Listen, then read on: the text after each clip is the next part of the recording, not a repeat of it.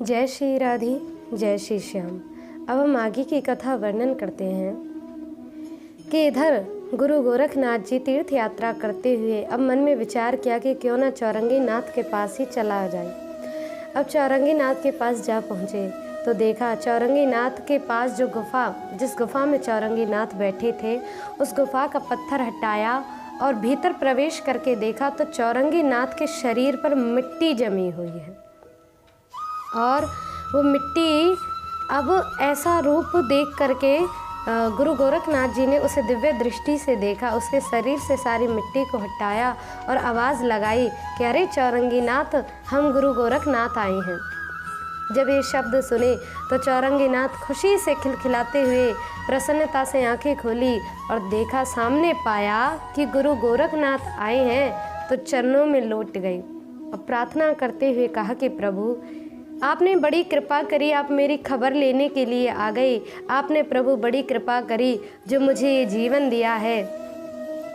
अब गुरु गोरखनाथ कहने लगे कि अरे चौरंगी नाथ, तुम्हारी तपस्या कैसी चल रही है? तो बोले, प्रभु मेरा तो ध्यान सिर्फ आपके दिए हुए शब्दों में ही आकर्षित हो गया है। अब पूछा कि भोजन की व्यवस्था तो तुम्हारे लिए सही से होती रही, क्योंकि गुरु गोरखनाथ जी चामुंडा देवी को ये कहकर कह गए थे कि आप यहाँ पर नित्य ही भोजन रख जाया करें। तो बोले ठीक है। देवी ने ये बात स्वीकार कर ली थी। अब पूछा कि तुम्हारी भोजन की व्यवस्था कैसी रही? तो मन में कहा कि प्रभु भोजन को तो मैंने देखा ही नहीं, मैं तो बस उस शिव जी के जाप में ही लगा रहा। देवी को बुलवाया गया तो गुरु गोरखनाथ ने देवी से पूछा। देवी ने कहा, प्रभु मैं तो डेली आपके कहने से फल रख जाया करती थी, लेकिन ये खाते ही नहीं थे और वो फलों का पहाड़ लगा हुआ है। उस पहाड़ के पास लेकर के गए तो देखा कि फलों का ढेर इकट्ठा हो गया है। चौरंगी नाथ का ऐसे दिव्य तप देख करके बड़े प्रसन्न हुए गुरु गोरखनाथ और प्रसन्नता के कारण अब कहा कि अब तुम्हें सर्व विद्या संपन्न बनाना चाहिए और उसके शरीर को दिव्य रूप बना दिया। ऐसा दिव्य रूप बनाया कि अब तो चौरंगी नाथ को शस्त्र अस्त्रों की, वातास्त्र की हर एक विद्या को सिखाने लगे। जब 6 महीने तक सारी विद्या सिखा दी तो अब कहा कि चलो चलते हैं तुम्हारे पिता से प्रतिशोध लेने के लिए। अब कौंडिल्यपुर जाने लगे और वहाँ राजा शशांकर जो अपनी पत्नी भुजावती के साथ में रहते थे। अब राजा शशांकर के उस राज्य में जा पहुँचे, बगीचे में ठहरे राजा शशांकर के में, और सब जनता ने आकर के उन दोनों योगियों को बड़ा प्रणाम किया, सेवा करी। लेकिन गुरु गोरखनाथ ने कहा कि चौरंगी नाथ अब अपनी थोड़ी सी लीला तो दिखाइए।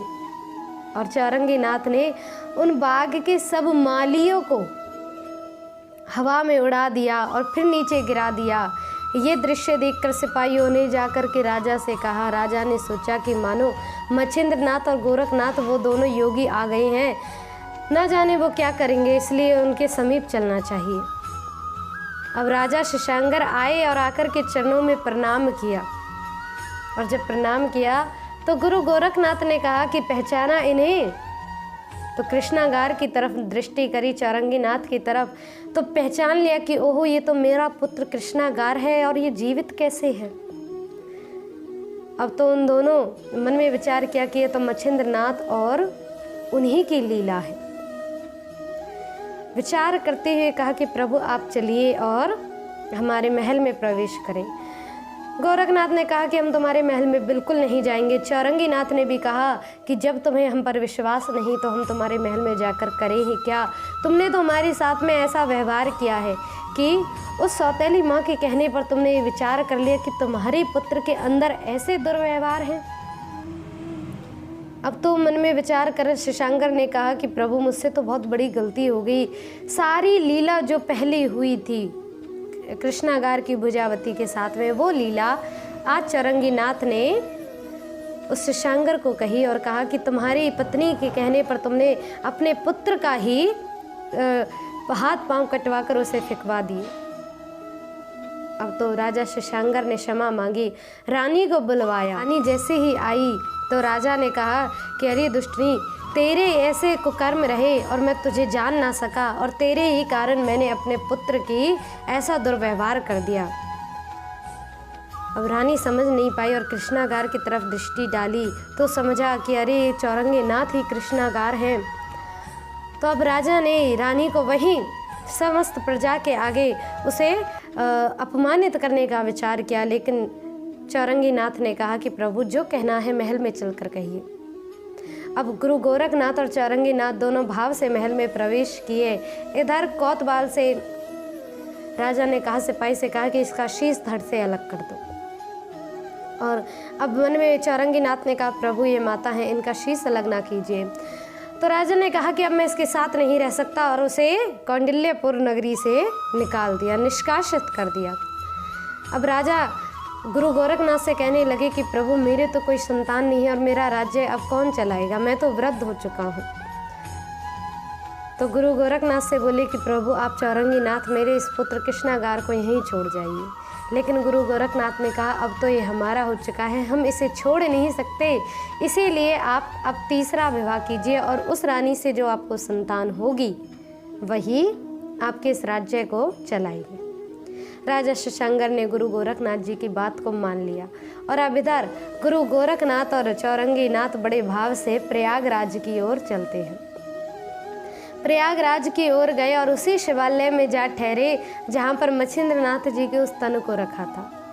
सुरंग में जाकर के देखा और जब तन नहीं मिला तो गुरु गोरखनाथ के तो होश ही उड़ गए कि ये क्या हो गया, तन कहाँ गया। अब सामने चरवाई को देखा तो उस चरवाई से पूछा, चरवाई देखते ही डर गई, ओहो ये तो गुरु गोरखनाथ जी आ गए हैं और ना जाने अब मेरे साथ कैसा व्यवहार करेंगे। अब इतना भय और इतना डर मन में बंध गया कि अब क्या किया जाए। अब मन में बंधते ही आगे जब बढ़ने लगे तो उस चरवाई से पूछा कि बताओ हमारे गुरुजी का तन कहाँ है। वो चरवाई डरते हुए कहने लगी, प्रभु सारी लीला का बयान कर दिया। तो बोले कि अब उस रानी से कैसे पता लगाया जाए कि उसने हमारे गुरु के तन के साथ हमें क्या व्यवहार किया। लेकिन इधर वो चरवाई रानी के पास जाती है और पूछती है कि आपने मच्छिंद्रनाथ जी के तन के साथ क्या व्यवहार किया। तो रानी ने बतला दिया कि मैंने तो उसके टुकड़े करके जंगल में फेंकवा दिया था। चरवाई ने यही बात गुरु गोरखनाथ जी को आकर के बताई और गुरु गोरखनाथ जी अब जंगल की ओर जाने लगे।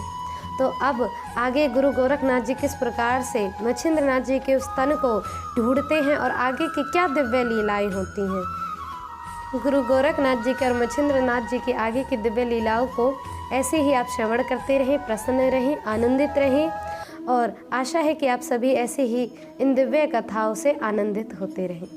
जय श्री राधे, जय श्री श्याम।